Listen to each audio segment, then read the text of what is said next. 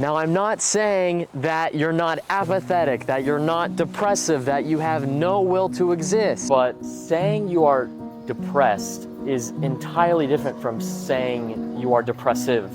One is an identity structure, the other is a state.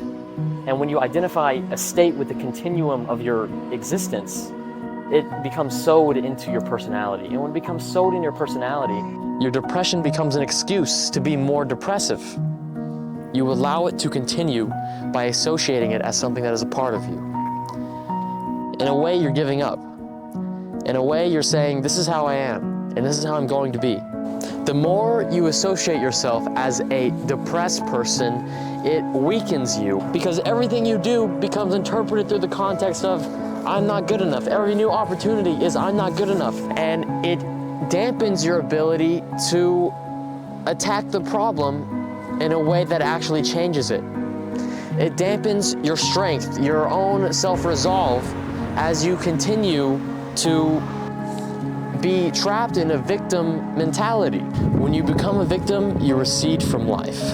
And when you recede, you heighten your resistance to life. Your energy depletes, and you wait for someone or something to help you, instead of finding it in yourself to help yourself. Every sliver of hope becomes, but I'm ill, but I'm diseased, there's something wrong with me. And oh man.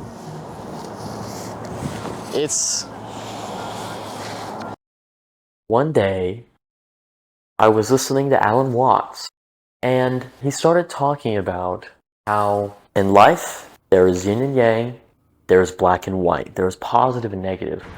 But generally in life, we're taught to avoid negative things and go for positive things. That's sort of the whole setup. And it makes sense in your brain. You're like, of course I don't want to suffer, and of course I want good things. So immediately, that sets up your psychology to a point where when, quote unquote, something negative happens, you experience it as a bad thing. And when something positive happens, you experience it as a good thing. And that sets you up horribly, because when good things happen, you become attached to those good things. And when bad things happen, it transforms into suffering. Another thing about the suffering was, it was a cycle. It was, this thing happened in the past, and now I'm depressed. And now that I'm depressed, I feel that my psyche is ruined. I feel that I am too far behind. I've done enough damage in my life. You know, it's junior year in high school, and I haven't done anything. I haven't made efforts towards anything. I am just middle of the pack. I have nothing going for me.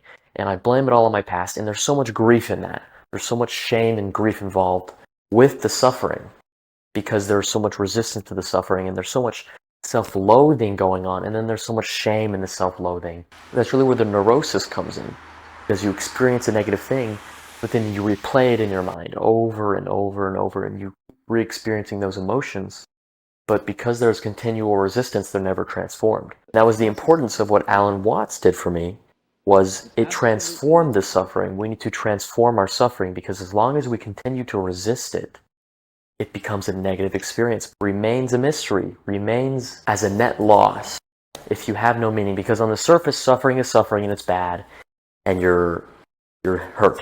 You're a hurt animal. As long as your grief stays with you, and it's sticky, and it's hateful, and it's fresh, and it's undealt with, it just seeps into your subconscious, and it's going to show up in other ways. You may not even recognize it, because this pessimistic, negative, no-energy attitude stems from these subconscious ideas of, I'm a hurt person, I'm a victim, I can't do anything. But when you see your suffering as not something that was bad, as something that there was something wrong with you, and you see it as just a feeling, just a thing that you experienced, that you're not a lost cause, that you're fine. At the end of the day, you're fine. When you take in that, your suffering no longer becomes a burden, it becomes your strength. You won't find the courage to move forward when you're burdened by so much grief, so much anger, so much self-loathing. No energy will come to you to seek to find the better solution, to move forward. Because many people, they just immediately try to move forward. They try to punch through their problem, punch through the depression. They hit the gym. I need to pump out these bench presses and maybe I'll love myself, Or I find this girl, I find someone else to validate me.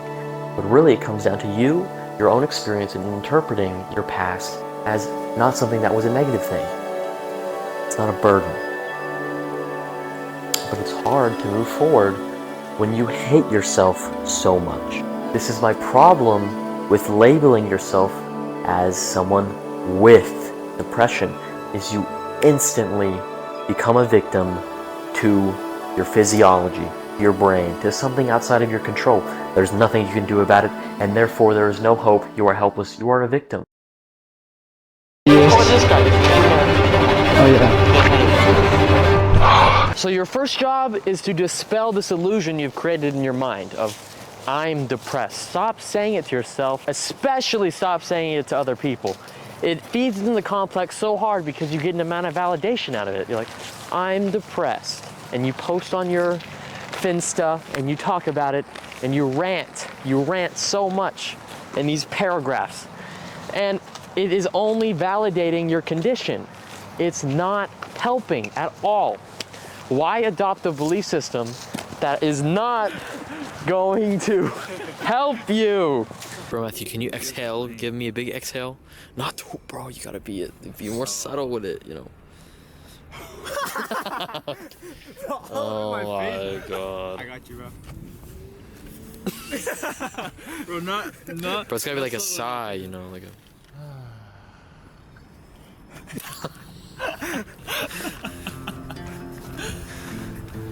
So make sure that you can build yourself a good philosophy to work with life. One that is absent with God or absent in meaning. You're always gonna be feeling material. You feel like a physical body in this chaotic world. You just feel like a flesh body without any God or structure of meaning or anything like that.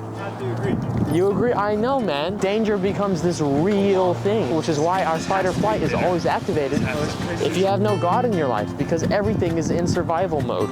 So that's one thing religious people have going for them, is they're able to basically minimize any suffering they have because one day they'll go to heaven. That's sort of their structure of meaning that allows them to synthesize that pain into something that doesn't feel so world-ending. My next piece of advice is to understand how you're perceiving the world. In what ways are you interacting with it? What thoughts are you attributing to certain things? This is just a proven fact that thoughts and emotions change your brain chemistry. For example, you think about a hot girl, you get horny. The hot girl's not even there, but all of a sudden you have a boner. You know what I mean? No, because there's no hot girl, but I'm saying it's within the mind. Agreed. You're creating the horniness through your thoughts. Oh, okay. So that's an example of how thinking creates an actual physical change in your body. Okay, And so if you think bad things, you are priming your body for that reality. The brain does not know the difference between something that is a visualization, a dream, and real life. It all interprets that data the same as if it was real. This is why our thoughts and emotions are so important to be conscious of, because these are basically what we're feeding our brain. And what you feed your brain is shown in the body. We detect the problem in our neurochemistry, but the problem does not exist within our neurochemistry. It exists within how we're perceiving the world. It exists in how we're interpreting the world around us and how we fit inside of it. I implore you to disassociate from this identity you've created for yourself. It is not good. It serves no purpose. Why adopt a belief about yourself that is not going to serve you? You should believe you can do anything, and that belief perpetuates your ability to actually do it. Do not adopt a belief system that only creates negative thoughts about yourself in the world. You can do all sorts of things to try and overcome this problem, like the gym, like taking antidepressants. But at the end of the day, those aren't solving your emptiness, your baseline emptiness, your baseline lack of self-esteem, your baseline lack of self-love.